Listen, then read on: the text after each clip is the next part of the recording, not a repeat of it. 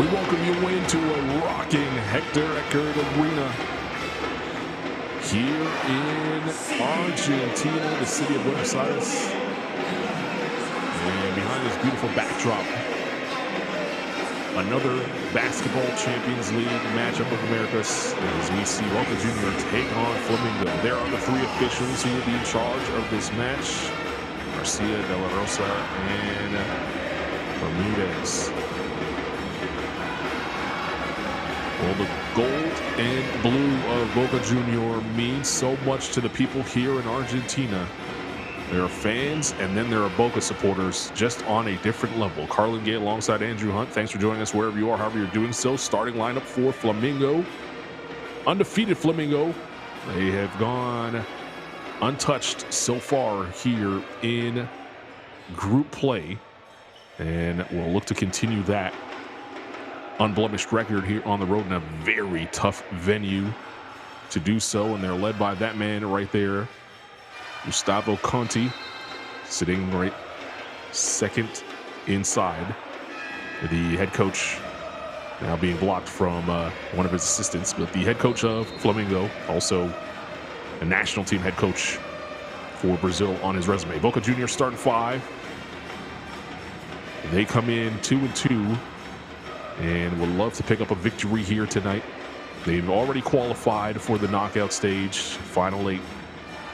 And Gonzalo Perez, the head coach of Boca, getting set to send his troops out in front of this raucous home crowd.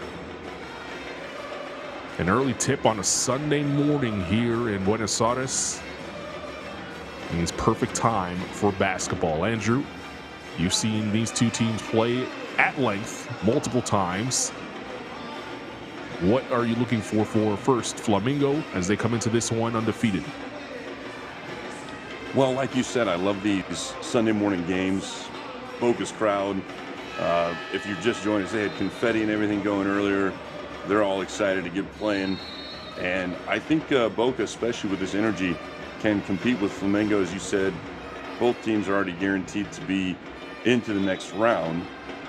So far, the leading team Flamengo, a team in Flamengo's place, that hasn't really mattered to them. The quote that the game quote doesn't mean anything. We've still seen most of those teams win. So I don't think Flamengo will be asleep at the wheel here, but still, like you mentioned, a tough environment, and Boca is a capable team. So excited to see how this one plays out.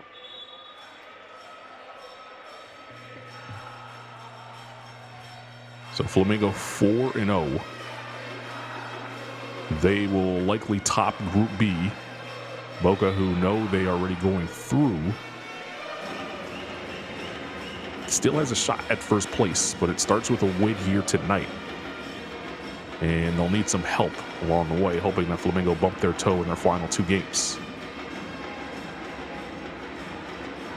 And of course, why is it important to top Group B if both these teams are already going through? You get an easier matchup in the final eight.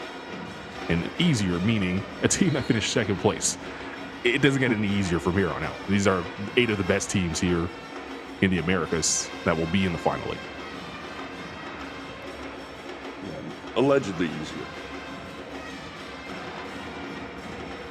Keys to the game, Andrew. We have Boca, who come into this one averaging just under 13 turnovers. They're not a great three-point shooting team here in the competition, but what sticks out to you when you think about Boca? Well, you mentioned 13 turnovers, not bad. Taking care of the ball, giving less opportunities to Flamengo. If they can get, if they can get a few second chance opportunities for themselves and limit those for Flamengo, that's going to help as well, because I do look to see Flamengo do better from the three-point line. So if somebody can score more points than you, you want to give them less opportunities and yourself more opportunities. So off we go here. Group B action. Flamengo in the blue uniforms, or excuse me, Flamengo in the white uniforms. Boca Junior in the home blue. Glad you're along for the ride for this 11 a.m. local time tip, as Boca and Flamengo do battle. It's a good Euro step and finish at the rim. Franco Giorgetti with his first 2.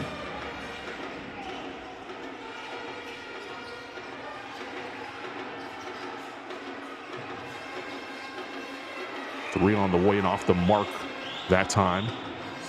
Leads to a breakout the other way. And Giorgetti now with 4 quick points. He averages 6.5 here in the competition.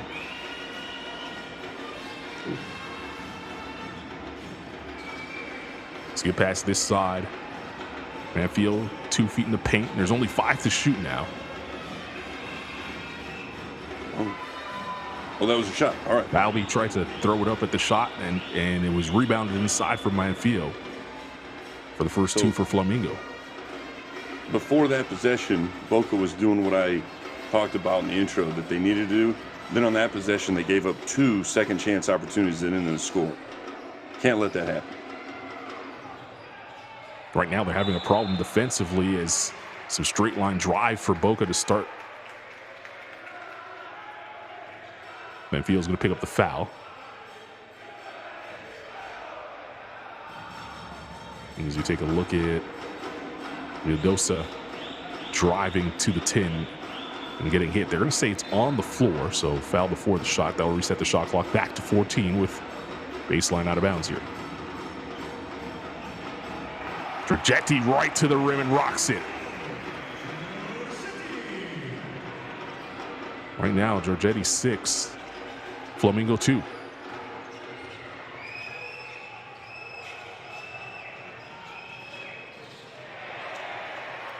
And another turnover here for Flamengo. Mendoza at the nail. Good pass. Delia kicks it out.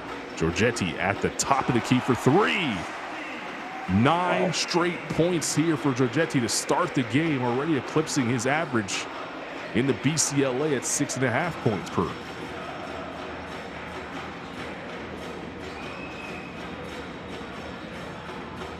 Quarter 3. Manfield can't get it to go. Vildosa will push the other way. Vildosa sees an open lane. They kick. Wing 3. Indeed. And Great Boca drive. off to a hot start.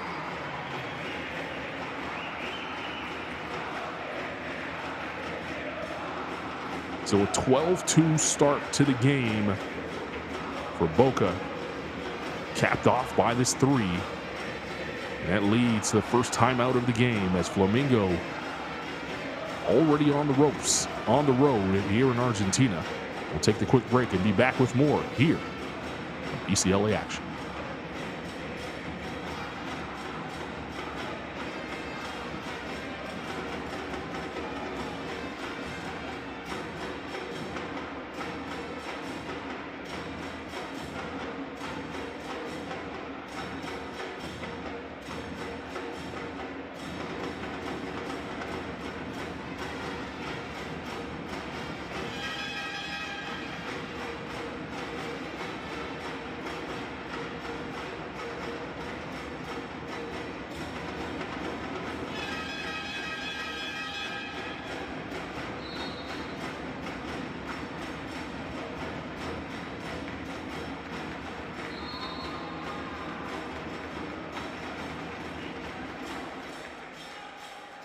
Well, a good start for Boca in this one. They lead 12-2 in front of their home crowd here, all wearing yellow and blue. Flamengo with a very scary start to this one. Down 10 early. And Andrew, when you have a team like Flamengo, we're undefeated so far in the group, they know they're already going through. Sometimes it's a little bit hard to get motivated for these types of games, isn't it? Well, right. That's what I was talking about in the intro, is you kind of expect that so far in the tournament, teams in their position, they may be a little bit lackluster in the beginning of the game, kind of like we see here, but they've usually come back. We'll see. I do also kind of think Boca in this environment is a little bit of a different team than what we've seen for other first-place teams to handle, as opposed to Flamengo. Saw the offensive foul there by Galizzi as he throws the elbow.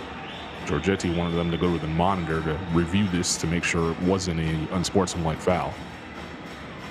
Already the 13th foul for Flamengo in this one.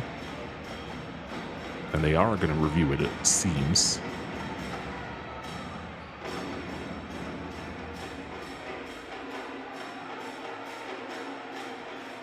And you're right, the environment really is powering Boca right now. And unfortunately for Flamengo, they haven't been able to kind of match that energy right out of the gate. So we'll get the review. Here's the Galizzi foul. Your thoughts? It obviously foul, which they called. Okay, so we don't have an issue there. But that looks like he has thrown the elbow to me into the shoulder area, chest shoulder area of a Giorgetti, and I think it could be. So normally to understand what I feel like a typical foul would look like is I'm probably going to lead with my feet. My body's going to follow if I'm trying to get position. So if I displace the defender while stepping in, that might just be regular offensive foul. I think like a screen. But in this case, that elbow is leading, and so that's not really a basketball move necessarily, depending on how you. Down on the post too, it's a little more common than you might see on the perimeter, which looks like maybe the refs feel was the case. Yeah, so common foul indeed here. And it will be Boca basketball, and they lead by 10. Yeah, for those watching, showing a little bit of pressure. If you're dribbling along the perimeter or in open space like this, you might get one little hand check that is acceptable. Technically, you shouldn't, any touch would be a foul if you have the ball. But usually you'll get one little hand check. If you keep that on there, you're going to get called for the foul. Speaking of fouls, Vega was hacked as he went through the lane, and he'll go to the line here. And the difference between what I just explained and then what you're going to likely see in the post area, somewhere in that like green painted area that you see on your screen. If you're fighting for position down there, there's usually going to be constant contact between the defender and the offensive player.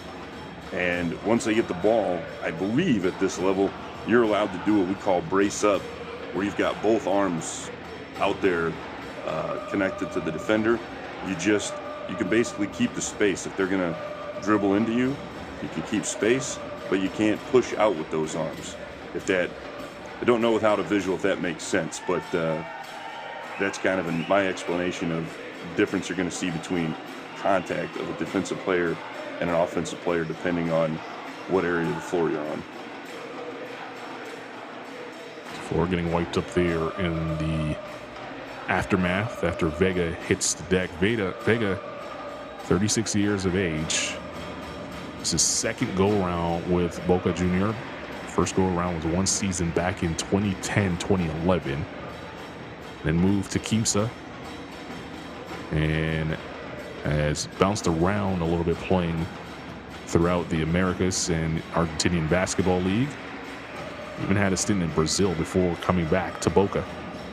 He did represent the national team at the South America Championships and won silver in 2010 for Argentina. Now trying to power his team to a BCLA championship. Johnson's jumper not there. Offensive rebound, fresh 14 for Flamengo. It's a nice floater inside by Santiago Scala, and he gets his first two tonight.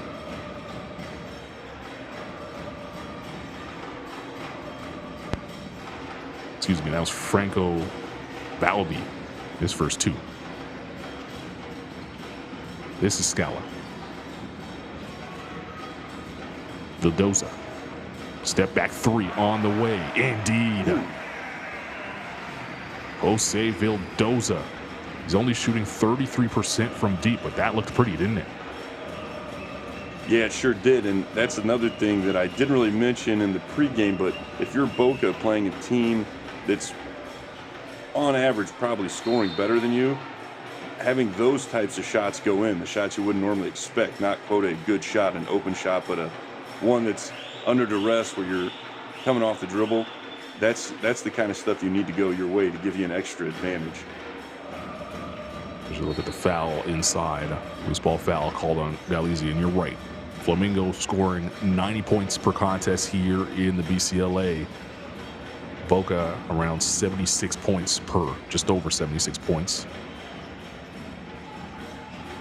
But at home, they're playing well. Scala defending well that time. That's great defense by Boca.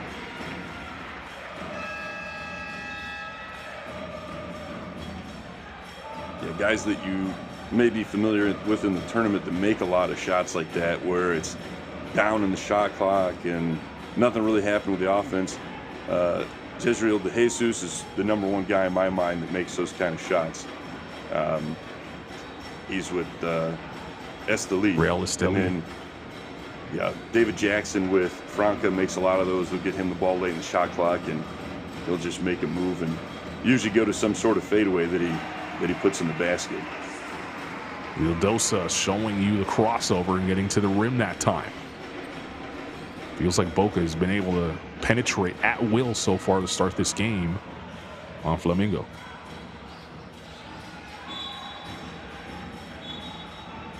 They're going to count the basket and the foul. Franco Balbi snaking the dribble that time, getting the contact, and he'll go to the line for one more.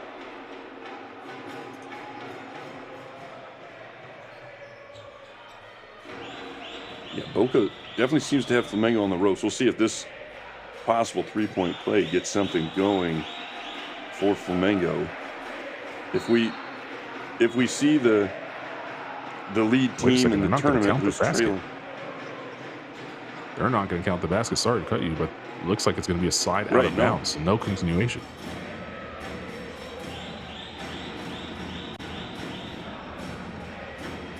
Now, okay, I was just getting ready to say, if those points counted, that was 6, correct? But now that the score matches what we think the call is.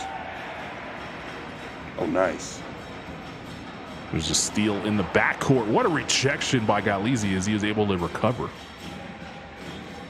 Scala will drive this time.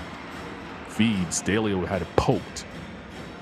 And the push the other way for Flamengo. It's Williams for 3. It's off the mark. So go ahead and finish your point earlier on. Oh, the team like Flamengo, who's in the lead in the tournament but is trailing in this type of game, usually right about now is when they start to make a push going into the second quarter to get things close to even, 4-6 points off by halftime. So if Boca can hold that off here for another 10 minutes into the second quarter and keep this lead where it is, that's going to help them in the second half. No question. Galizzi with the jump shot in and out. Not only are their shots not falling, but Boca really sitting down defensively, making things tough for them on the offensive end. Wide open is Scala. He'll tee up the 3 and knock it down.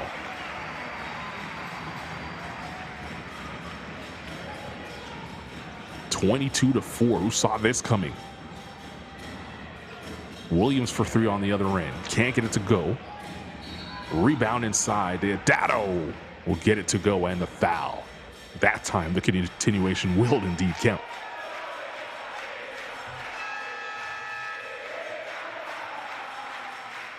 You say who could have saw this coming? I don't know if I would have said the gap between the two was this big, but if you would have just told me if I wasn't watching this game, yeah, Boca came out up by 15, 16 points in the first quarter, I'd say, yeah, I could see it. Like I said, on the home floor, they're a pretty capable team with good amount of experience. You mentioned earlier a few of these guys have been on teams in the recent years that went pretty deep into this tournament, so you add that to a team, that's going to help out. 3-point play complete there by Deodato. Miranda in for Galizzi down low, number 30 in white. 1-3-1 zone, first time we've seen that for Flamengo. Oh, and that's an open dunk for Ibargüen.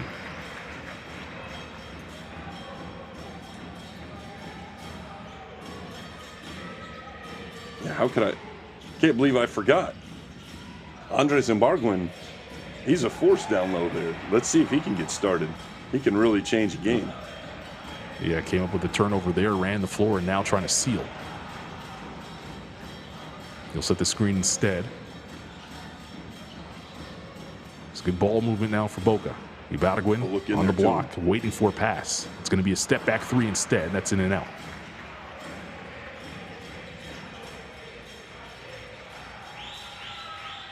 Deodato turns the corner, and he gets hammered. It's on the floor. It is the fourth team foul here in this quarter for Boca. So both teams a foul away from the penalty. As you see, Ibargüen, they're number 19 in blue. What you don't need me to tell you is he's, at least looks to be, I don't know for sure, but he looks to be one of the strongest players in the tournament physically. So get him down low. He is a problem. That's a three cashed in there by Deodato. Deodato drilled the three, and he's come off the bench and got things going here.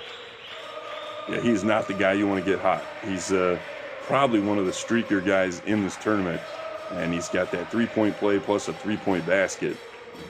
He can score them in bunches. Deodato with a quick trigger on the three, no good. And Deodato is fouled by Scala.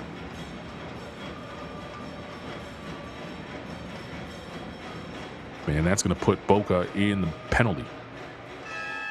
What does Guy Deodato's scoring have in common with the Bananas? Great splits? I don't know. They both come in bunches. There you go. He's coming off the bench, averaging 10 points per game for this Flamengo team, and the highest scoring teams here in the competition is Flamengo, as Deodato knocks down the first free throw. And you're right. It's not only that it comes in bunches, but he's able to do it in so many different ways.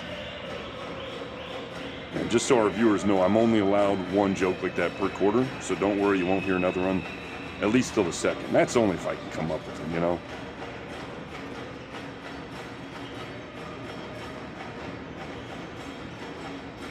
Here's a look at the head coach for Flamengo, Gustavo Conte, who sees his team down 12 on the road. It's a good test for Flamengo here. A very difficult venue to play in. Ibargüen comes to set a bone-crunching screen. The floater not there, and that's vacuumed in and pulled away by Miranda. Feels like Flamengo has settled down a little bit now as Shaq Johnson tees up the three. Can't get it to fall. Deodato now has it. Fresh 14 for Flamengo. He'll try a three. And Deodato has got it going. And why did he score that basket? It was a second chance opportunity. The first shot they got missed. If they would have just collected that rebound, they avoid 3 points. Deodato with 11 points and counting. Hasn't missed a shot yet from the field. And here's a turnover from Flamengo. So Flamengo started off this game on a 12-2 run, and now they've allowed, Boca started off this game on a 12-2 run, and now they've allowed Flamengo to kind of settle down here late in this first. Start to play their game. I'm gonna guess without seeing the stats. Oh no. Okay, I was like, does he make this? I'm gonna guess that they got 7 second chance points for Flamengo. But I can check this, as can you, on our FIBA basketball stats page. Yeah, second chance points right now in terms of Flamengo. Oh, they're up to 10. Yeah, I was wrong. So look at that. If you just collect every rebound on defense, if you're Boca, the other team only has 5 points currently. So previous play saw 8. I always say, yeah, you're not going to be perfect. So let's say you eliminated half of those. Let's be reasonable. That's 5 points. Now they only have 10.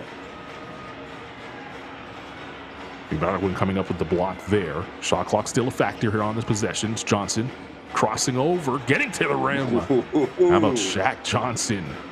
Nasty. Yes. Ibargüen on the other end. Thought he was fouled. No whistle comes. Shot Johnson at the half court heave. And it's off the mark, and that's how we end the first period of play. Well, it was Boca who sprinted out to an early lead. Flamengo going on a mini run to close the gap. And after the first 10, it's Boca 24, Flamengo 17.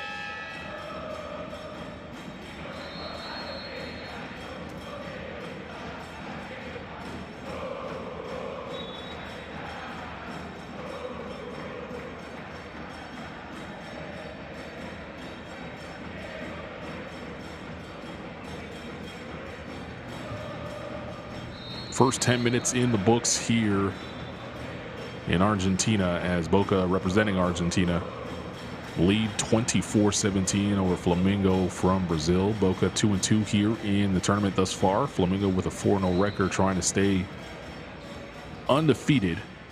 And this is probably the toughest game that they've had to play thus far, not only because of the opponent, but also because of the environment. With an 11 a.m. local time tip, it'll be Flamengo to start the second quarter with possession.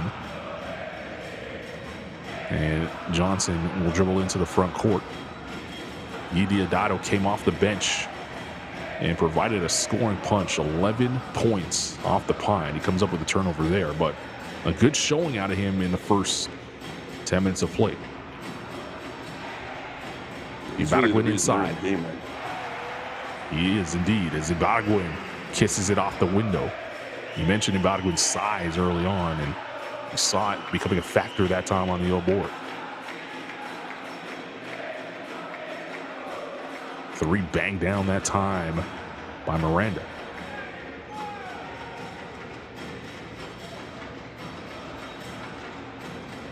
Closest Flamengo has been in quite some time now. 6-point advantage. Rogetti almost turned it over. That three on the way, off the mark, tapped out. Fresh 14 for Boca. Diosdado almost comes up with a pickpocket. Vildosa splits the D, then kicks it out, and the three is cashed in by Martin Cuello. That was a great job. It's 2 or 3 times we've seen Vildosa get into the lane and then kick out for that 3-point shot. That one was a little low, near the feet of the shooter, but he's still able to cash that out. Diosdado missing the corner three. Push the other way. Cooper feeds it inside to Ibargüen.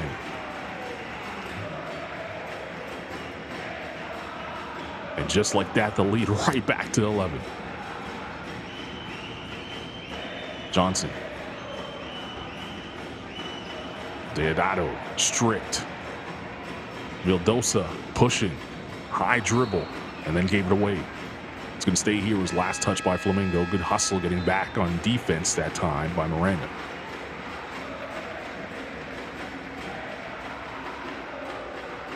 Giorgetti will sit.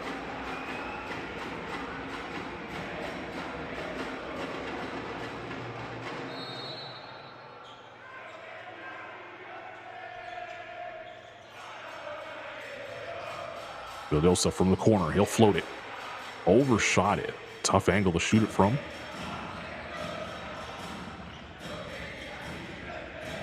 Balby back on the floor. Feeds inside, and that's an easy 2. As Miranda able to hit the 3 on the last possession and then drops home an easy layup.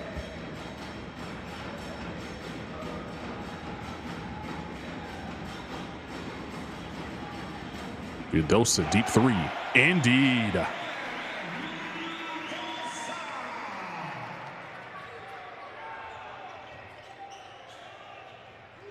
The lead back to 12.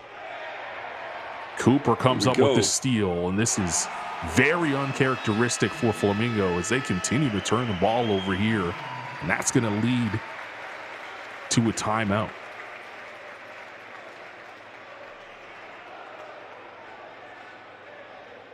Boca once again breaking out to a double-digit lead and cashing in on these Flamengo turnovers. 8th turnover of the game for Flamengo.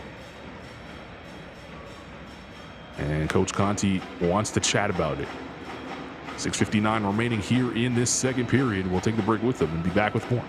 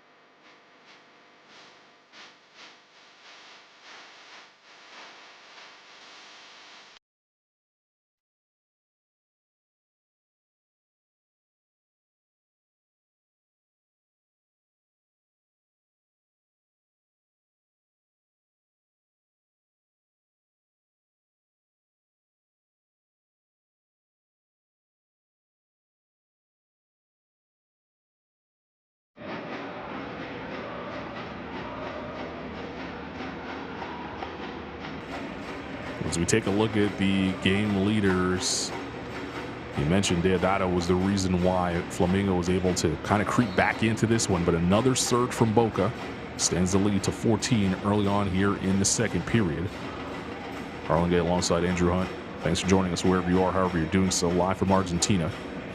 As Boca with a big lead here in Basketball Champions League of America action, and that's how you come out of a timeout. Straight line drive there as Williams able to cash in the 2.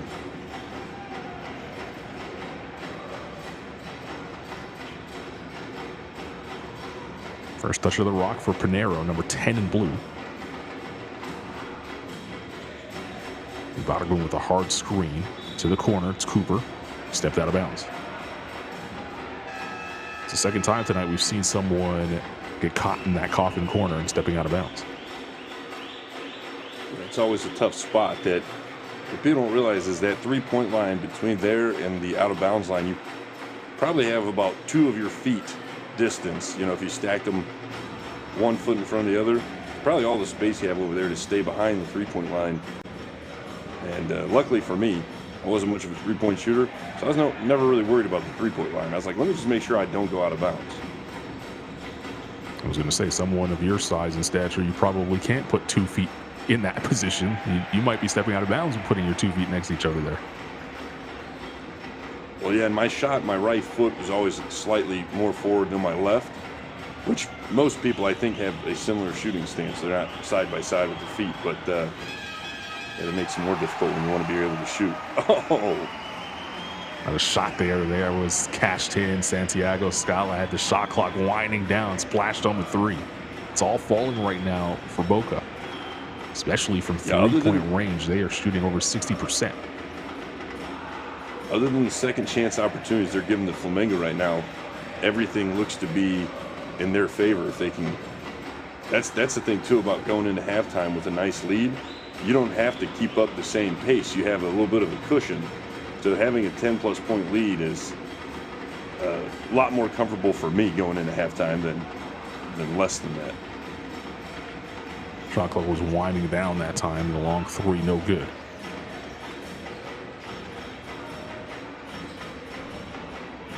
Miranda bumping down low on Ibargüen. Miranda, the jump hook. That's pretty. Yeah, from a coaching and player's perspective, what I always thought of is if I'm up, say, 9 points, that's 3 baskets. I've seen 9-point leads disappear in 1 minute. You know, that's pretty unusual, but I've seen it happen more than once. But at least 2 minutes, you know, my lead can be gone. And now I'm, you know, back at even money. Speaking of money. Yeah, from 3, Pinheiro drills his first shot. But on the flip side, if Boca I'm up red over hot from 10, 3. Yeah. Yes, they are. More second chance points there.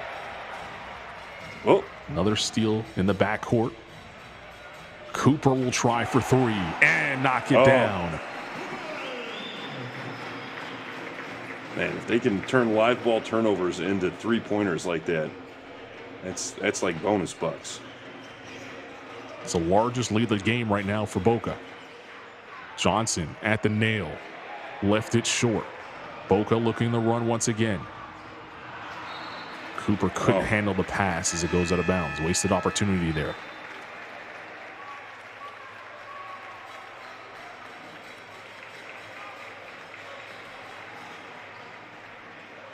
So Vega will check back in and replace Cooper. Miranda will sit for Flamengo.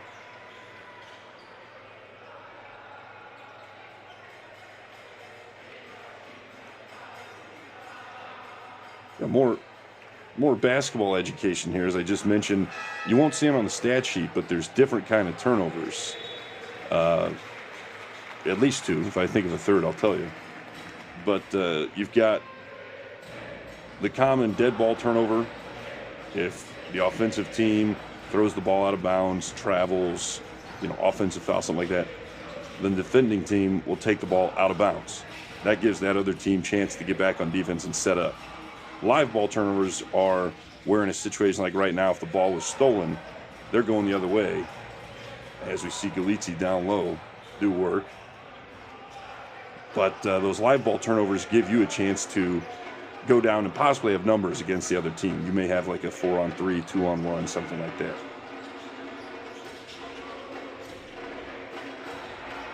Daly, a nice feed on the cutting Vega. I don't know how he missed that layup.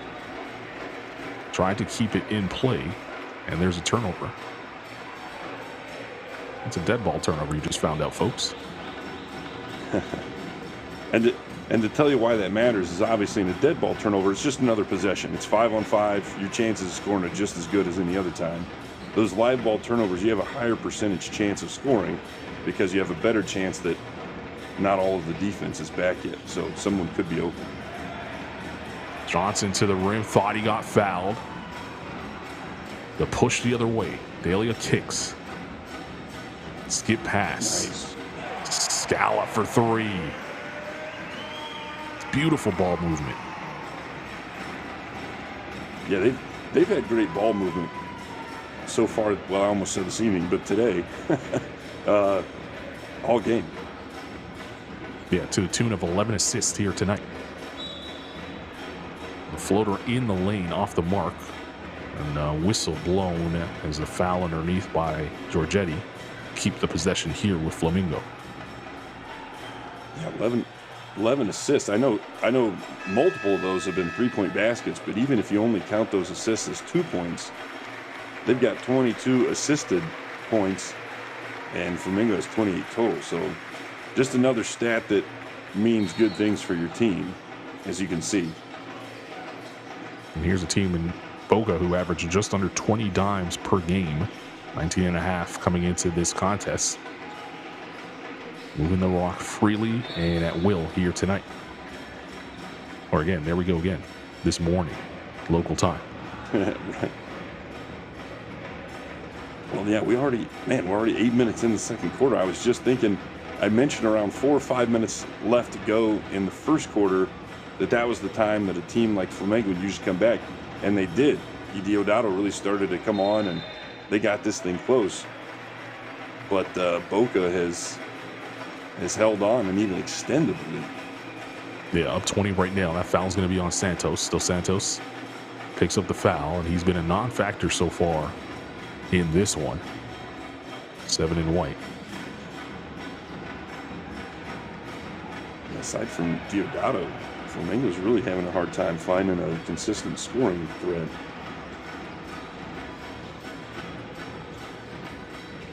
And Deodato not on the floor right now for Flamengo.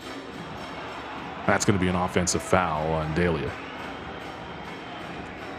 That guy right there, Shaq Johnson, usually a pretty good scoring threat. He's a little off. I expect to see him probably shooting a little better in the second half. Johnson, the leading scorer, averaging 16 points per. So you're right. One of the go-to offensive threats for Flamengo. He just hasn't been here tonight or this morning. It's going to catch us every time. Yep.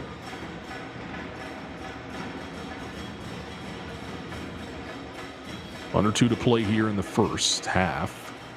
It's the aforementioned Shaq Johnson on the rock. He does have a mismatch. Ibarra went on him. Johnson, that's a 2-foot on the line. It's long. And it's tapped back up and in. That time by Dos Santos. They come up with a steal and an easy lay, but it's missed. That kind of night for Flamengo as Balbi looked at his hands wondering what happened.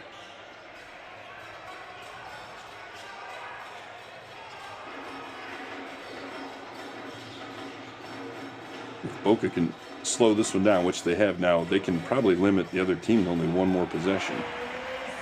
Ibargüen able to kiss it in off the window, and under a minute to play now in this first half. It's a 20-point advantage for the home team.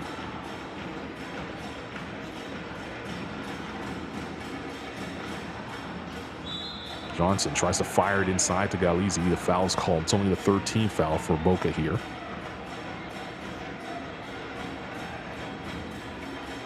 And Galizzi showing some good sportsmanship as he goes over to check on Giorgetti, who got smacked in the nose.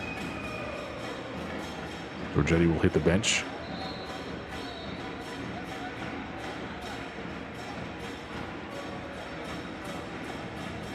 He's upset because he's the one that is smarting after that last play. And he's the one that also ended up with the foul called on him. Yeah, it looked like he might have got a black eye out of that. I don't know. Could just be the different shades as you go over to the bench. I think there's a shadow in the gym there, so maybe it was just looked to be a different color. But it looked like his eye got a little shine. Yeah, you might be right. And we're going to look at the review here to make sure that it wasn't a hostile act out of Galizzi. So we'll see if we can find it here in the middle, right there in the paint. If that first one wasn't, and I don't think this one is, as you see, it looks like Galizzi's just kind of reacting from the foul, getting pulled back, and his left arm just kind of flails a bit. Yeah, completely. I can't imagine if that. Not. Yeah, that first one that we saw on the replay, if that one wasn't unsportsmanlike, that one looked, very intentional to me from Galizzi. So if they're not going to call that one, I'd be surprised they call this one. The only difference being this one, Giorgetti gets hit in the face. So we'll see. This will be a little bit of a closer angle. It looks like it's really even just his forearm or his hand that hits him, not his elbow. Yeah, and it still hurts, but right in the nose, it seems. And if you remember from the first review, these are the two central characters from that review as well. So maybe that factors into this call.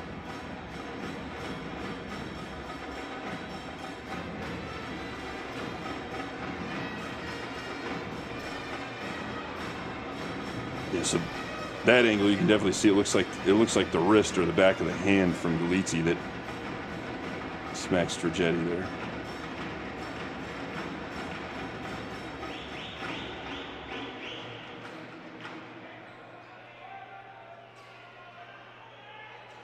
Caught him pretty good, didn't he? Oh, yeah. You mentioned how big our Barguin is. Galizzi's not missing any time in the gym. Yeah, not missing time in the gym, any meals. Bold. So we'll see what the officials decide as they've come to a conclusion.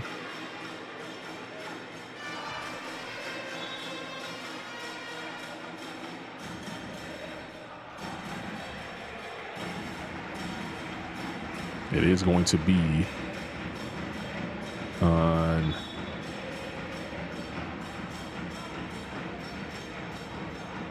looks like unsportsmanlike foul here. We'll get 2 free throws. Wow. Pinheiro will take them as he just subbed in for Giorgetti. I think these guys are saying no, they have to have Giorgetti shoot the fouls. I think they're right. Now, unless they're going to argue that Giorgetti is just, injured to where he can't come back into the game. Well, it's not like the NBA where you have to shoot the free throws to stay in the game if you are hurt. So Pinheiro can take these free throws. Giorgetti still will be an active member. And that's a rare handshake between player and official, as Balby had the explanation done to him and came over and said, you know what, you're right. Let's shake hands. Have you ever done that? Well, I don't know if I've shaken hands with the ref. Usually the ref in leagues other than FIBA, I feel like FIBA league is pretty civil. Sometimes I never felt this way, but a lot of players were pretty apprehensive against the refs, so there was no, don't touch me, like on either side. So I just kind of stayed in my own lane. So 2 free throws in the basketball after all that for Boca. The back went underneath. 2-for-1 opportunity here if Flamengo won it.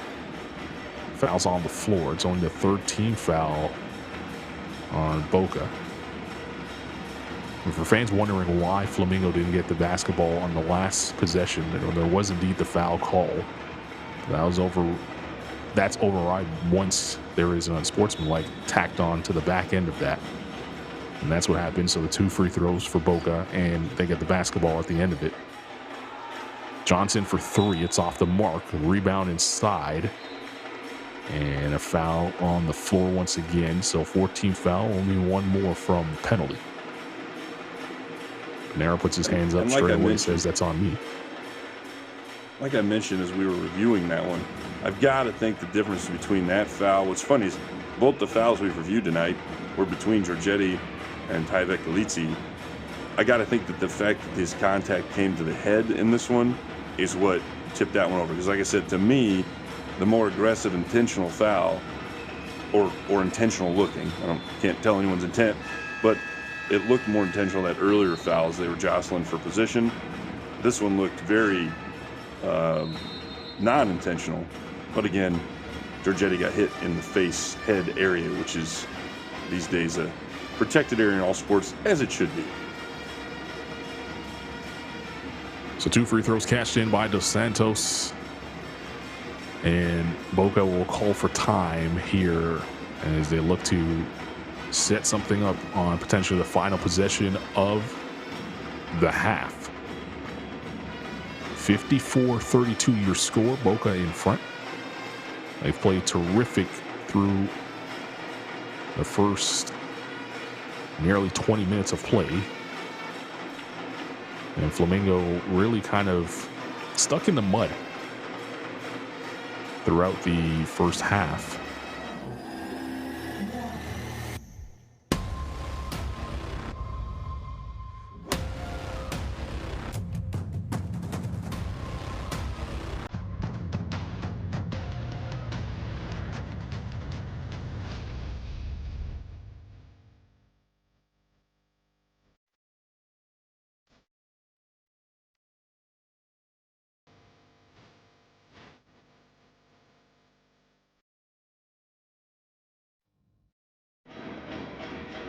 Some of the best action in the Basketball Champions League of Americas. Seeing 2 of the final 8 teams playing right now, Boca and Flamengo. Flamengo undefeated thus far, Boca 2-2. Still with an outside shot of finishing first in the group. but need this win and then need some help. As Flamengo has 2 games remaining, one here tonight, or one here now this afternoon, and one last game coming up in a couple of days. Galizi picks up the foul, on Vildoza. Flamengo with plenty of fouls to give. Galizi will check out of the game.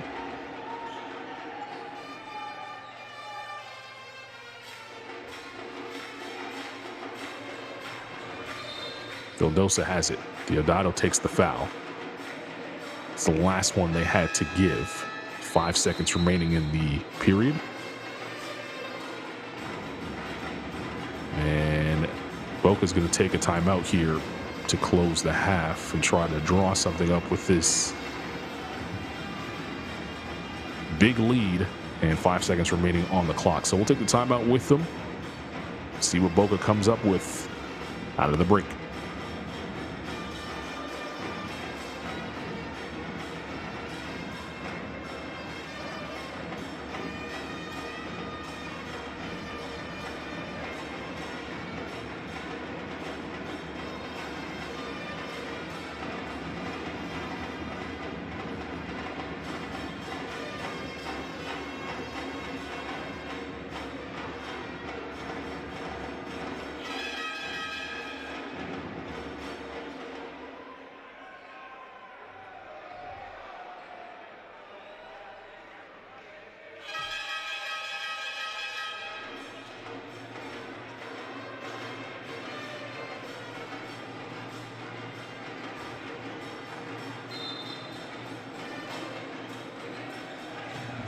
Vega will inbound here with 5 seconds remaining on the clock. It's Vildoza spinning, step back, that's a 2. Good if it goes, and it does.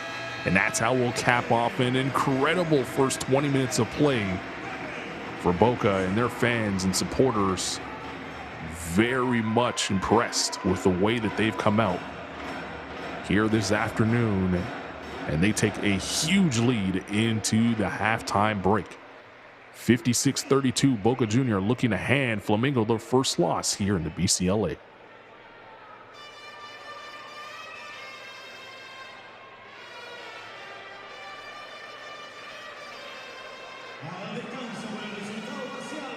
Some of the great plays from the first half of action. Andrew, what stuck out to you in the first 20 minutes of this one? Well, I referred to it a few times. Boca just really shooting the ball on fire. In fact, let's put a number to that. Yeah, 66% from 3. That showed, we mentioned that they had 11 assists at one point. Let's see what they ended up with at the end, 13. So sharing the ball, limited turnovers, only 6 in the first half. So if you double that for the second half to 12, that's 1 below their average. So that's a winning formula. The only thing that they didn't do so well, and kind of lucked out on this, is the second chance opportunities they gave to Flamengo hurt them a little bit. The good news is for them in the first half, Flamengo wasn't scoring very well. I don't expect that to be the case half for them. They built a 24-point cushion here. So I'm optimistic they can withstand any hit that Flamengo brings. And if they don't, that's going to be exciting second half, let me tell you. No question about it. There's the stats on your screen now. We'll take the break and be back with second half action as Flamengo down big to Boca on the road, on the ropes, and potentially staring their first loss in the face here in the Basketball Champions League of Americas.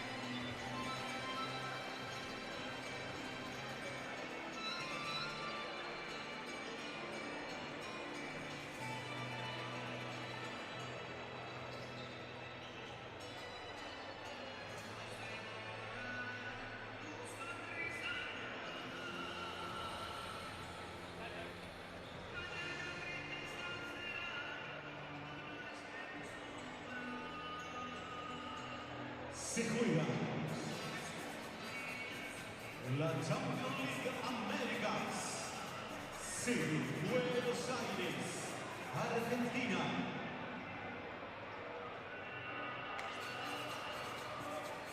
Boca versus Flamengo.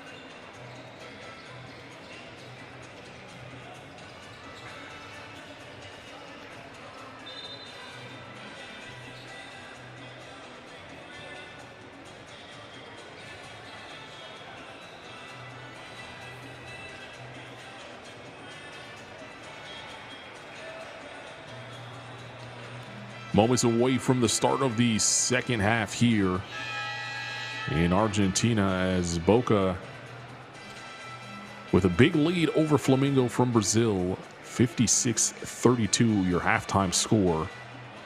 Flamengo with a 4-0 record in the group coming into this one. Right now staring their first loss in the face. 20 minutes remaining in this basketball game. Both these teams already qualifying for the final 8 here in the Basketball Champions League of Americas. Boca looking to potentially sneak into that #1 spot in the group. A win here, and they'll need some help down the line to make that a reality. Toros is the last team in Group B. They have yet to pull off a victory in 4 games, Toros from Panama. And Boca needs them to defeat Flamengo in the final game of Group B for Flamengo. That will happen on Monday, right here in this same arena. So Boca basketball to start things off here in the second half.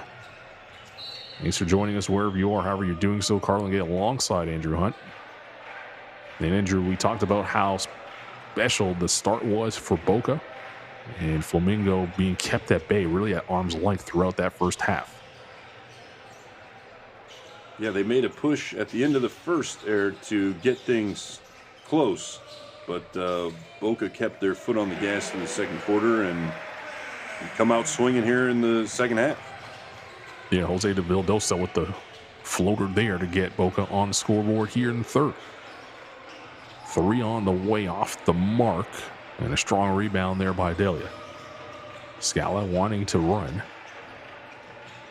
Off the stagger now.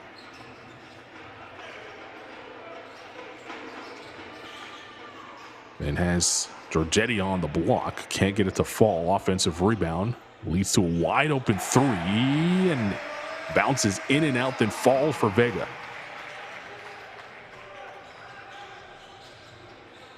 Everything going right now for Boca in this one. That 3 was a brick. Delia tried to save it, but it's going to be a fresh 14 here for Flamengo.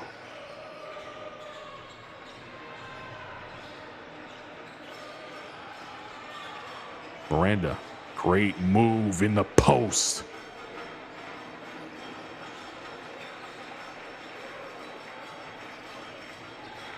Little dream shake out of Miranda to get 2.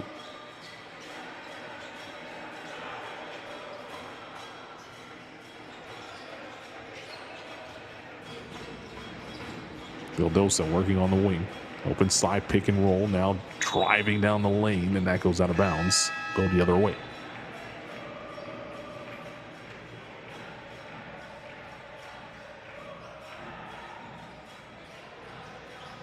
Guide Adado checking into the game early here in this third quarter,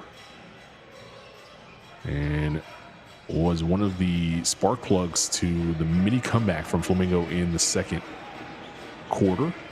He's 11 points, hasn't scored since.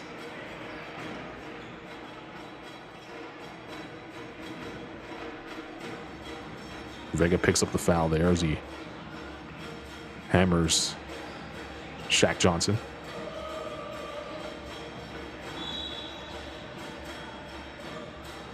Another foul while we were in replay. Looks like it's on Scala.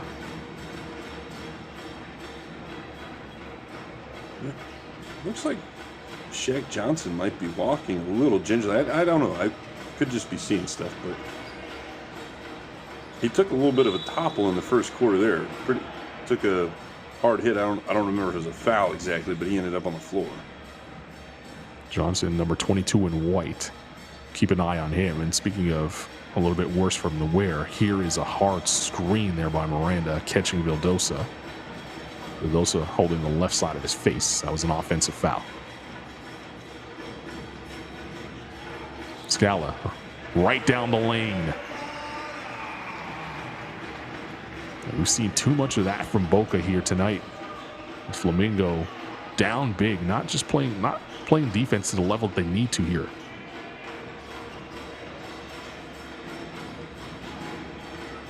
Johnson lifts his man, kicks to the corner, and out of bounds.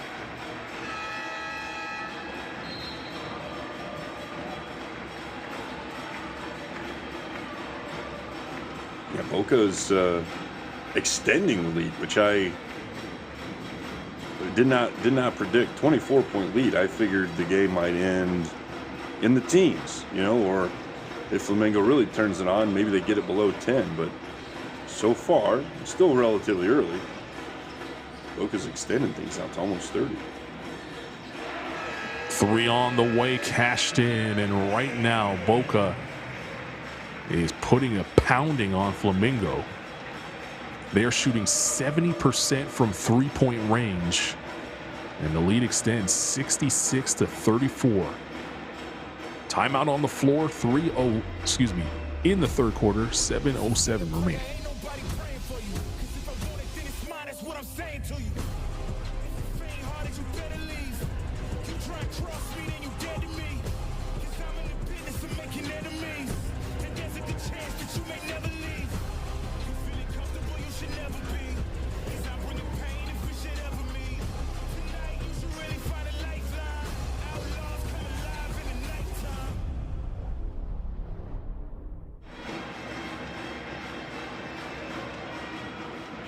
FIBA America Cup coming in the fall here in Nicaragua. Meanwhile, Flamengo in a very emotional timeout. Their head coach, Gustavo Conti, with a bright red face, let them have it in that timeout. As they've come out here in this third quarter, 3 minutes into it, very lackadaisical. And if they're going to make a comeback, it's going to have to start here.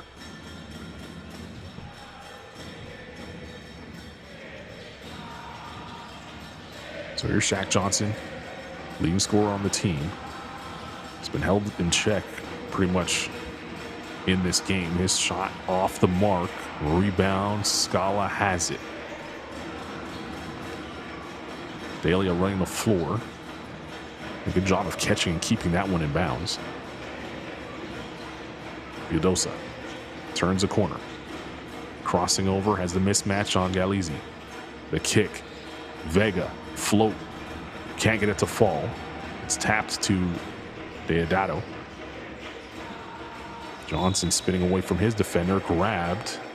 Say the foul's on the floor as Scala was beat on the dribble and grabbed Johnson to prevent anything more from happening.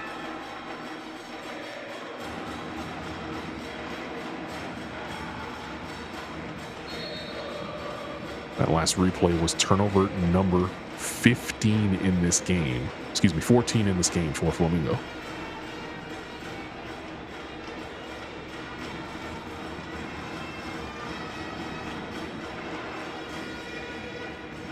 We're discussing officials are going to come together and go to the review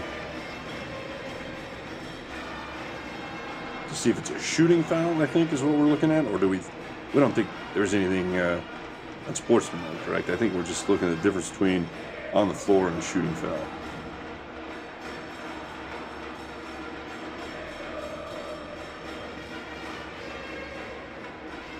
Well, there's a turnover by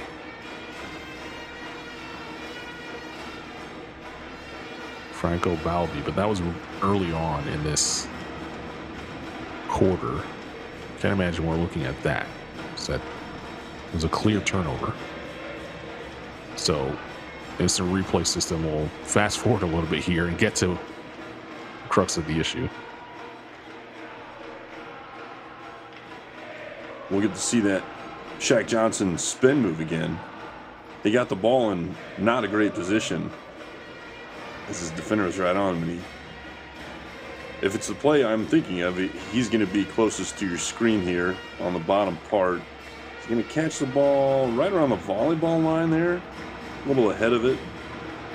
Make a nice little spin move and then cut that back towards the free throw line, where that's where he gets fouled, and the foul in question is, was he shooting or not?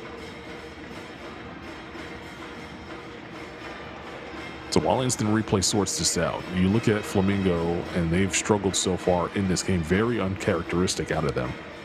14 turnovers in this one. They're shooting just 34% from the field, 16% from three-point range. And you talk about a team that is pretty efficient from the floor. They shoot 40% in the competition from three. They average 90 points per game. And from two, they're 55%. That hasn't happened tonight. They've already eclipsed their average for turnovers per game. They come into this one with 12 per game. They're at 14 now. And that's an easy way to see what the recipe for this big deficit is for them. Well, and not only that, excuse me, but Boca is shooting a great percentage, an outstanding percentage, 62.5% total, and just over 70% from three. So that's going to get you in the winners column anytime, and it's going to get you a 30-point lead if the other team is shooting, for their standard, pretty poorly. Let's see, Flamengo's actually shot one more three than Boca has, but Boca's made 12 of them as opposed to three. So you're right there, 9 points and 3-pointers, or excuse me, 9 3-pointers equals out to 27 points. That's a pretty good difference. That's almost what our lead is. So you can almost stop there and say, hey, that's the difference. There's more to it than that, but for simple math, that gets you a lot closer.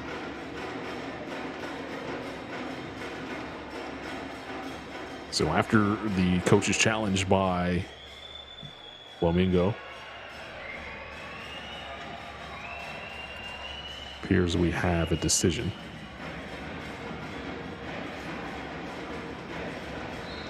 So if you, well, let's see what our decision is here, and then I'll finish my thought. Well, the officials are going to give you some time here before the decision. They're going to discuss things as a group. Flamengo has 10 turnovers, 38 shots. That should equal out to possessions if you add those two together. So 48 total. Let's go see what Boca has.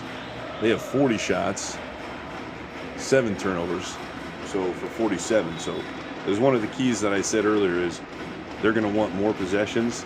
They're doing that and shooting at a higher percentage, which I actually assumed, based on statistics we've seen, Flamengo would be the better shooting team. So I would expect in our current scenario that Boca would be up because their percentage is so much better.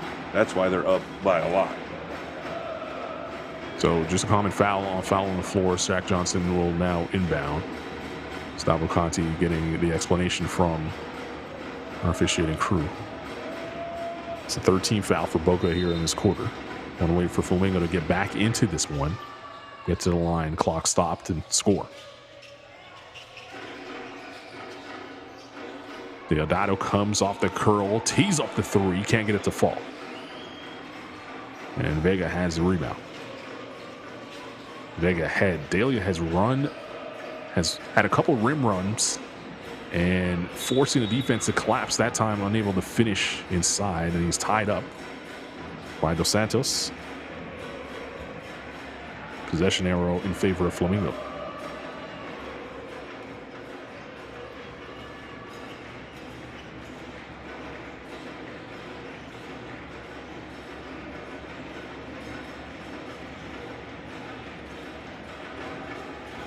I don't know.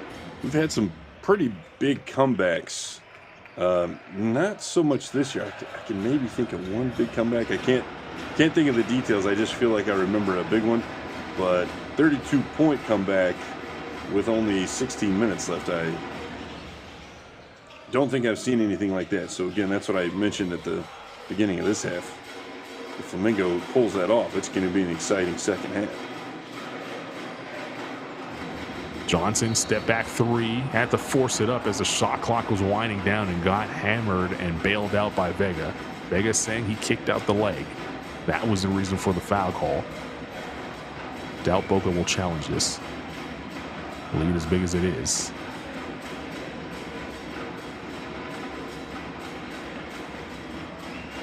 And we'll see Shaq Johnson now toe the line as he knocks down the first.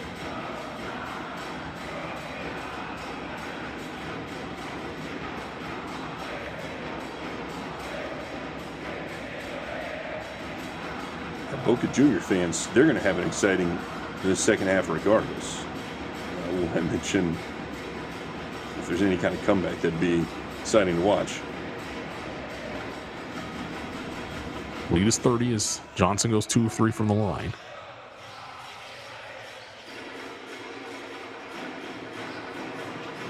Delia inside. He's rejected by Galizzi.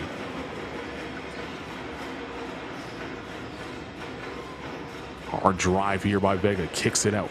This is great ball movement once again for Boca, and it pays off with a 3. Giorgetti drilling the 3.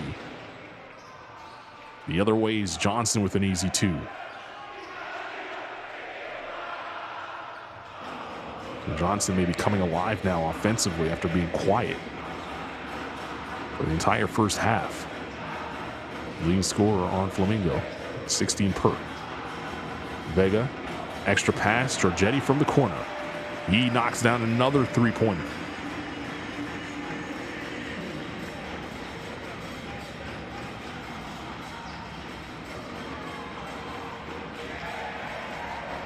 And another turnover here for Flamengo.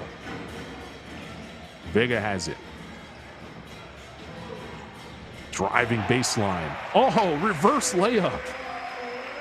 Sebastian Vega pulling out all the tricks.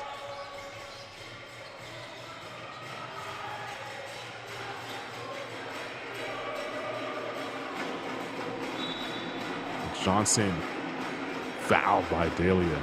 Delia thought he got in the way enough. The officials say it's a blocking foul.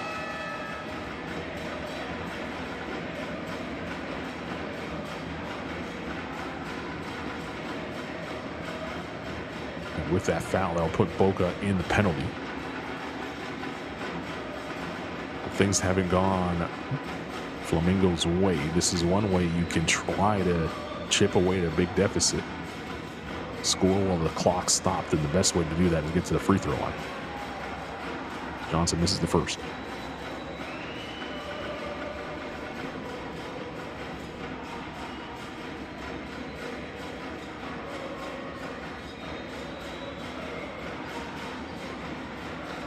Johnson misses both of the free throws, but a fresh 14 here for Flamengo. Down the lane is Williams. He missed it. Thought he got hammered. Galizzi underneath. Counted and the foul.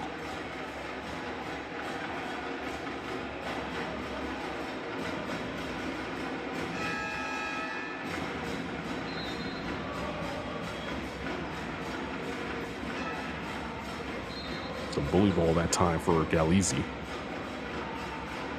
Well, took everything you had to gather that ball up. That's so difficult when you're that size and the ball's dribbling around low on the floor.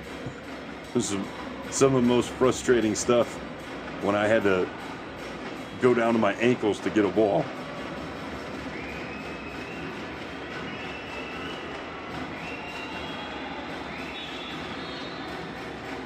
Early entry, but it doesn't matter, because they'll count the bucket.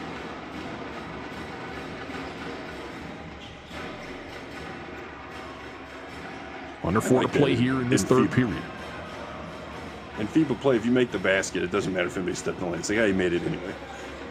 Which seems legit. Like, I was like, yeah, if he makes it, then who cares? Yeah, play on. Ibargüen tumbles to the floor. Leads to a break the other way. That 3 off the mark. And Vildosa will track it down. Ibargüen calling for it, gets double teamed immediately. Look how strong he is, still able to pick the ball up above his waist. And the foul is called on the floor on Dos Santos.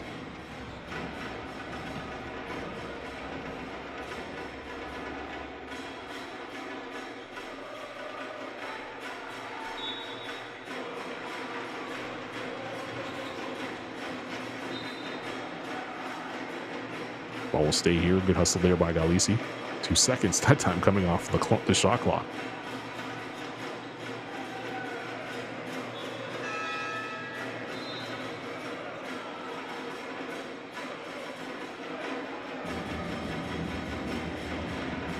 There's been an unbelievable shooting display for Boca Junior. 14 threes, shooting 74% from deep.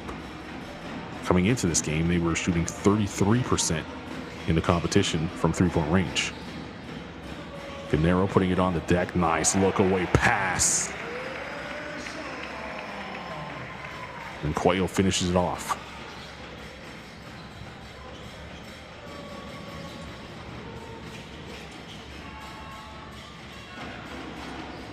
Three on the way from Miranda. That's an air ball. And Galizzi was held underneath. He'll go to the line for 2 free throws. Pinheiro with the foul call.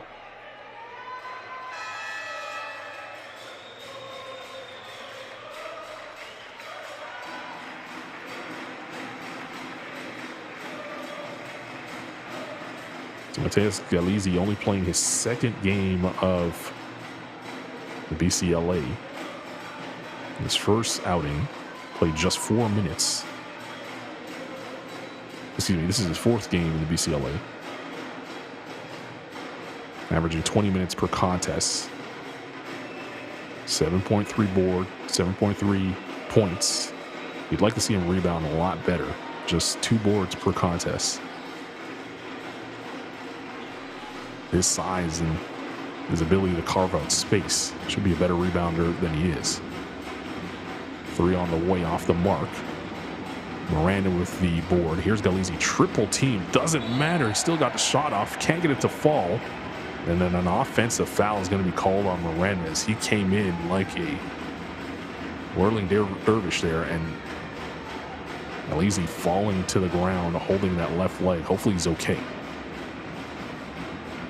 Friendly fire there, and oof. You don't like never want to see that. When your foot's planted and somebody falls into your lower leg there, you don't like that at all. Seems like Galizzi's going to walk it off.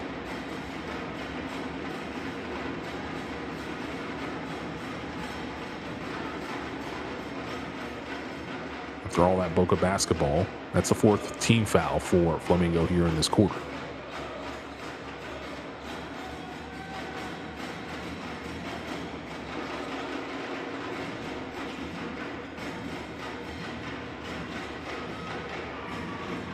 Juan Guerrero, first time we see him tonight.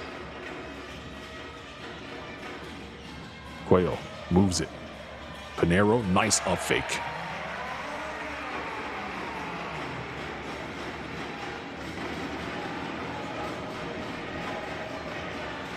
Deodato moves the rock. Galizzi looks fine on that wheel as he battles down low.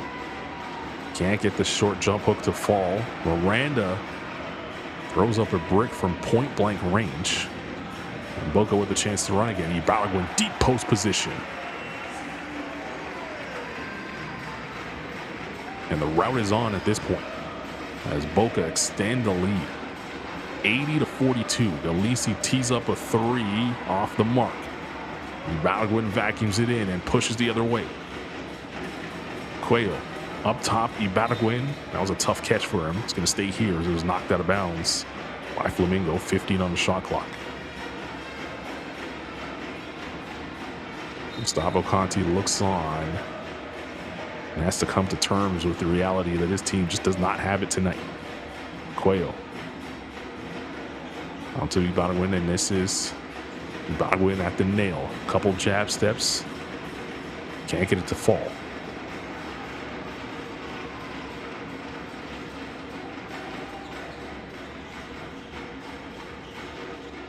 Williams on the baseline goes crashing into a defender. Just going to be a baseline out of bounds play as those 2 bodies going vertical at the same time. The official saying no call.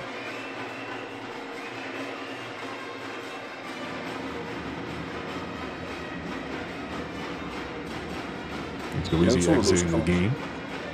Go ahead. It's one of those calls I think you could get a foul on either party. It's not like when the ref just says, yeah, you know what? Defender is out of position. Offensive player is kind of out of control. Let's call it out of bounds. The layup that time, not by Deodato. He's been quiet here after exploding in the first. to get to double figures. And an easy layup for Pinero as he was left alone and Ibargüen found him. Man, they keep extending this lead out. I just looked not too long ago. I was like, oh, it's up to 34. I believe it was 24 at the half. So they increased it by 10, and here we're coming up on 40-point lead. Flamengo not shooting great at all. Yeah, 38 right now. It's the largest lead of the game for Boca. And they have not taken their foot off the gas pedal with 35 seconds remaining here in this third.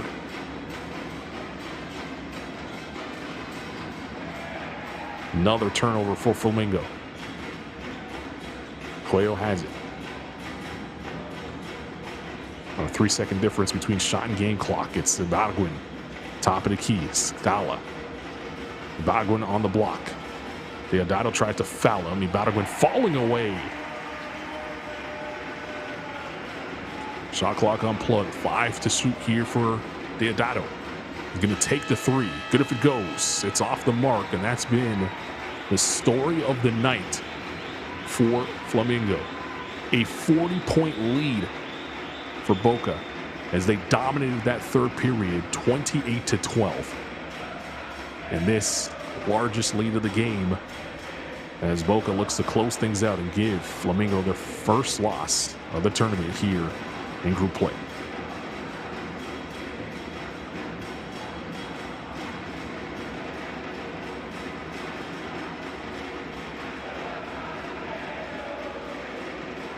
And at this point, I'm doing my turnover versus shots taken math to come up with possessions. We've actually got 68 possessions for Flamengo. So they actually now have 8 more possessions than Boca does for the game. And they're trailing by more. So their shooting percentage is not done much better. Yeah, 3-point percentage has gone down. They haven't made any since we last analyzed that at the beginning of the half.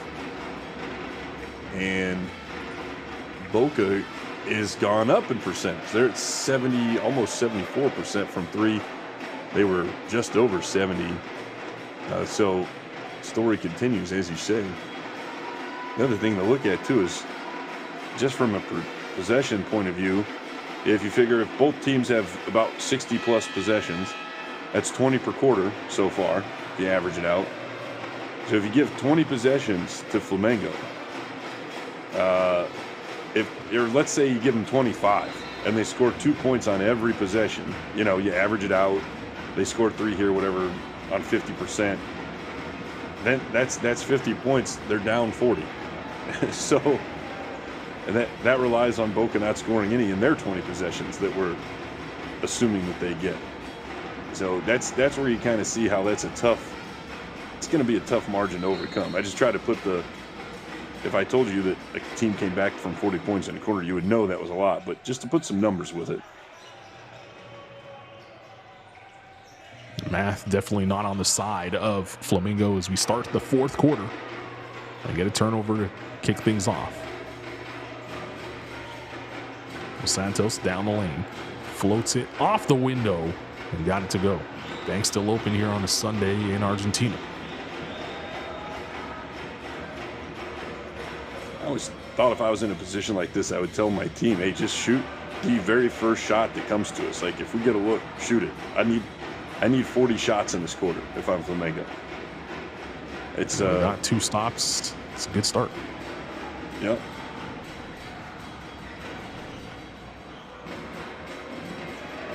This is the guy that you probably want shooting in Deodato. You mentioned in the first quarter he can get hot in a hurry. A feel for 3, and he knocks it down.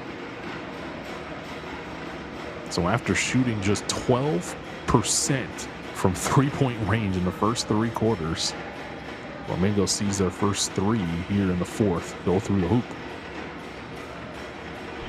And I will predict, based on what I was talking about there at the quarter, you're going to see more possessions from Flamengo because Boca, the clock is their friend. They want to hold the ball.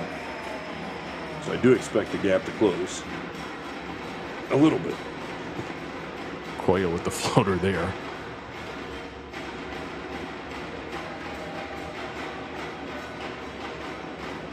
Deodato. He'll take the three and make it. If you're going to make a comeback, the recipe is making 3 threes and getting a couple turnovers and 1 basket from the other team.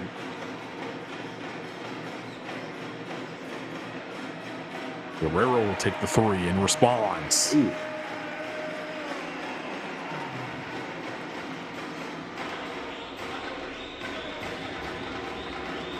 Deodato has the mismatch with the Ibargüen on him, so he wants it again.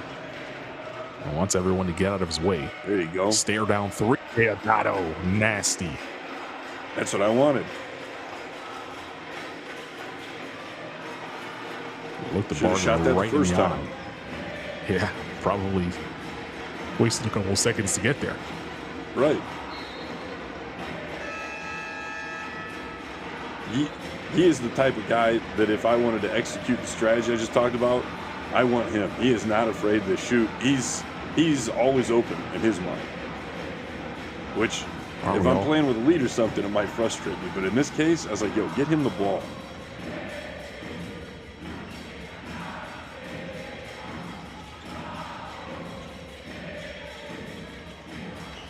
Cuello now between the circles, driving hard, kicks to the corner. It's Guerrero on the wing. Guerrero attacking. And that's good defense by Flamengo as they come away with the turnover. That's a three on the way off the mark. Everyone was walking away as if that one was going through. Yeah, I kind of thought the same. Surprised. Ibargüen, 2 big bodies in the paint banging, and Galizzi comes away with the pickpocket.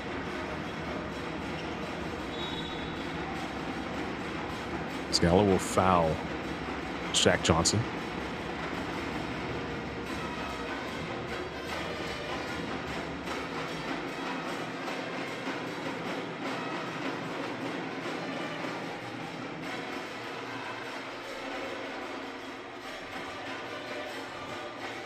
Deodato, top of the key. Johnson will try for 3. He left that one short.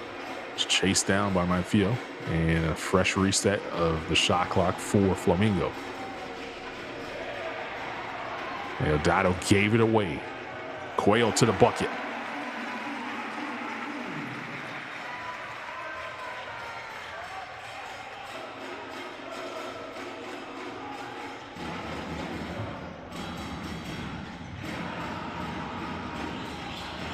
This is Shaq Johnson on the 45. Skip pass. Deodato, that's a 3. Can't get it to go. Manfio inside. He missed the bunny. It's been that kind of night for Flamengo. An easy 2 inside, it seemed, but nothing really has come easy for them this evening. That's correct. Very uncharacteristic of Flamengo. So Boca less than 6 minutes away from handing Flamengo their first loss. In a tournament like this, where Flamengo looks so dominant in the group, to now suffer a blowout loss in this fashion, does this take any carryover into their next game against Toros? And then eventually the final 8? I think this does more for Boca in terms of being more confident than it does for Flamengo. Flamengo, you say, hey, we were at their home court, we didn't play good, we'll play better next time, no big deal. For Boca, you say, hey, we can beat these guys, so if we see them again, or whoever else we play, you know, we beat one of the top tier teams. If we play like that, we're capable of beating anybody. So, and that's how I look at it if I was in either team's position as well. Feed inside. Daly couldn't convert. It's a good hustle. Deodato will push it forward. Johnson turns the corner. Trailing is Dos Santos. The hustle to the 3. Can't get it to go. And Johnson will reach in on Guerrero.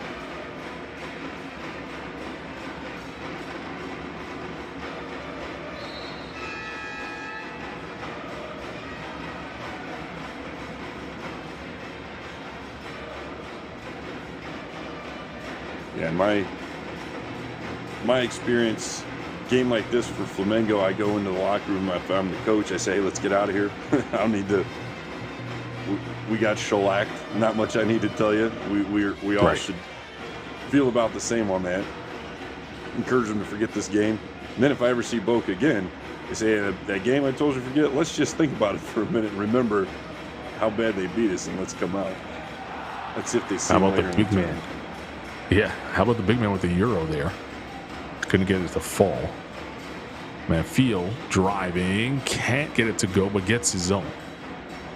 There's been somewhat of a Brazilian dominance so far, at least in the group stage of this year's edition of the Basketball Champions League of Americas.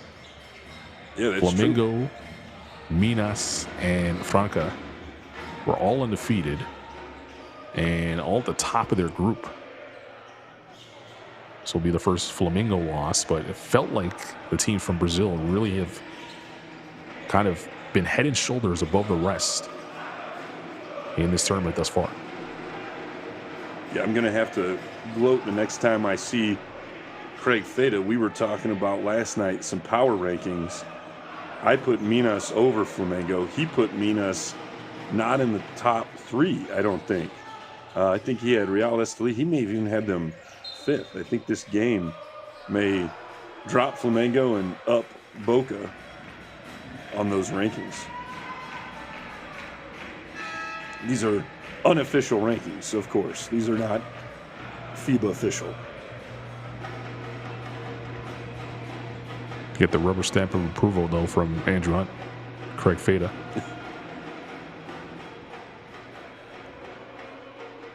So you talk about Paisa. You want to use them. Sorry. Yeah. You're right. If they're there to be used, so why don't we talk about them right now? Because you have Estelí and Paisa, who's going through from Group A. No question about that. And then in Group B, Flamengo right now going to suffer their first loss. Boca will be going through, and they keep their fingers crossed that Toros will figure a way out to defeat Flamengo some way, somehow. Toros has not won a game so far in the BCLA. Likely that Flamengo will beat them and remain at the top of Group B, but stranger things have happened. We don't know. So Boca still very much alive to grab that #1 seed in Group B. And in Group C, Quimsa and Biguá will battle later on for the final spot in the final 8. And Minas already has that group wrapped up. They're 5-0. They'll have 1 game remaining, regardless of the result of that one. Should not impact the results on who will top Group C. And you and I did the game on Friday between Franca and Instituto, and Franca was spectacular in that game. Instituto did everything they could, but Franca just had a response every time there was a punch. And that group was completely wrapped up. That was the final game of that one. And both those teams are already moved on and placed into the spots that they will be in. So, you know, with all that information, you now have a sense of the way that the final 8 will shape out. And matchups are going to matter so much, aren't they? Yeah, that's correct. I think Franca is undeniable, especially with this performance today by Flamengo. I think Franca is the top team, the one that everybody looks to beat. But it's an exciting field. There's not a team that I think I would pick out. Well, maybe if I really thought about it, there might be 1 or 2 teams that I feel I wouldn't think have a great chance. But those other 6 teams, you know, who knows? Especially, we talked about Paisas. They had such a transformation, adding some players after their 0-2 start. They really look like a team that I think could upset a higher-ranked seed in the quarters. Foul call there. Boca's another one. Yeah, Boca could be a team, if they play like this, to carry over some of that momentum. Here's the foul call as Vega got bumped to grabbing that rebound. So if things shake out the way that it might, it's going to be Boca and Real Estelí in the quarterfinals, which would be a phenomenal matchup and a good test for both teams. Yeah, this is one of those games, too, I start to think about I don't know if this is the correct usage, but I call it the butterfly effect. Statistically speaking, as we see a 3 there from Flamengo, if Flamengo shoots better in this game, Boca still wins if nothing else changes. But then I always ask, if Flamengo is putting more pressure on Boca by scoring, does that change other things? You know, do they turn the ball over more? When you can afford to be a little more conservative and you're up by a huge margin, you know, that may allow you to do things with a little more confidence than if the game is closer. So you never know with things like that. But statistically speaking, if everything's equal, Flamengo could have shot a much better percentage today and still lost because of the things Boca did in terms of their shooting percentage, taking care of the ball, that sort of stuff. Yeah, so if we bottle this performance up for Boca and look ahead, try to prognosticate the potential for a 3-game series between Real Esteli and Boca, a team from Argentina and a team from Nicaragua. Esteli will have the home court advantage in that one. How do you see that one shaking out a bit? Well, yeah, Boca just needs to steal. Yeah, they just need to steal one. I like that matchup for Boca. Esteli's been one of the shakier first teams we've seen.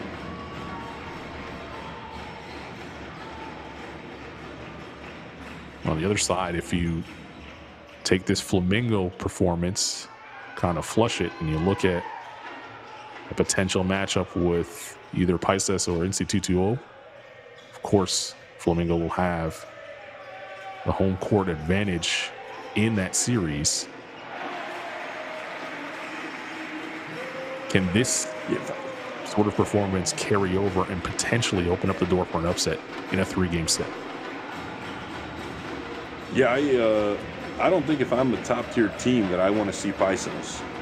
They're the team to me that, you know, isn't first of their group, but I think is capable of playing with any of the teams here in the tournament. So the sleeper team of the tournament, Países, they finished their Group A action at 3-3. That was easily that is the most competitive group of the bunch. That was as close as it got between Toros. Toros de Valle, they're a team that is knocked out. I think officially knocked out now. That we think, they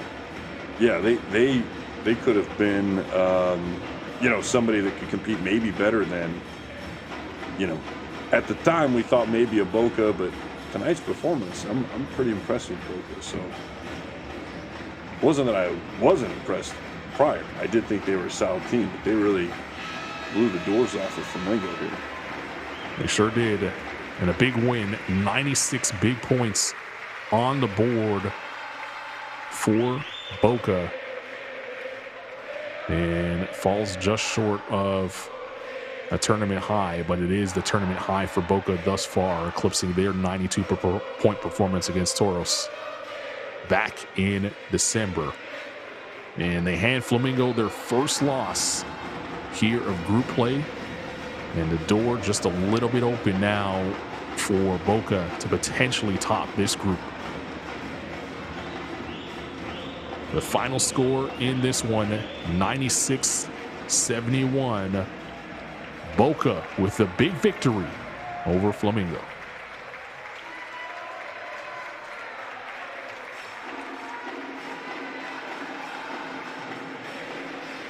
This crowd been spectacular all afternoon long. And they got a great performance out of the home team with 1 game remaining in the group. That comes on Tuesday night. Final thoughts on this one, Andrew? Well, Boca did everything and more that I talked about in the beginning. I don't usually talk about shooting percentage. Obviously, if you can shoot above 50-60%, that's always great. So take that as an always reminder. If you say, hey, what could the team do? Well, if they shoot 70%, that's going to be great. That's really good for them. But yeah, they didn't do so great in the first half, limiting those second chance points. but their percentage was so great here at home in front of this ruckus, great crowd. One of my favorites in the tournament. They always shout, "Look at that packed gym, that's great." That they were able to pull this one off in stunning fashion. So they'll carry that momentum in. And like I said, Flamengo just needs to forget this game, move on. Hey, we were undefeated before that. We've still got a great margin of victory other than this game. So good for Boca. Shouldn't be too bad for Flamengo. They're still in a good position moving forward. So Flamengo falls to 4-1. Boca moves to 3-2. Both these teams already moving on to the final 8. That's all we have for you here this afternoon, as Boca with the big victory over Flamengo, handing them their first loss in Group B action. Final score 96-71 for our fantastic crew. And Andrew Hunt, I'm Carlin Gay. We'll see you soon with more Basketball Champions League of America action.